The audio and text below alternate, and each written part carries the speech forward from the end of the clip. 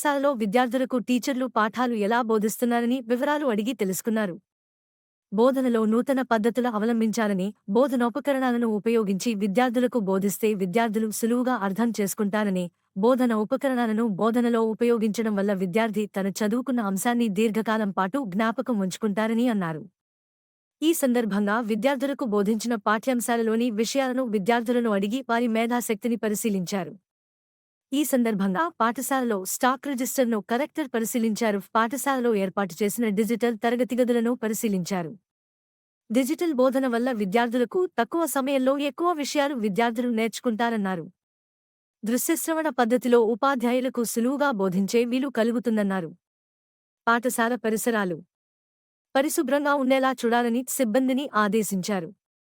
విద్యార్థుల ఆరోగ్యం విషయంలో తగిన జాగ్రత్తలు తీసుకోవాలని సిబ్బందికి సూచించారు. విద్యార్థులకు మెనూ ప్రకారం భోజనాలు పెట్టడంతో పాటు పాఠశాల పరిసరాలు పరిశుభ్రంగా ఉంచాలని, సీజనల్ వ్యాధుల పట్ల విద్యార్థులకు అవగాహన కల్పించాలని సిబ్బందిని ఆదేశించారు.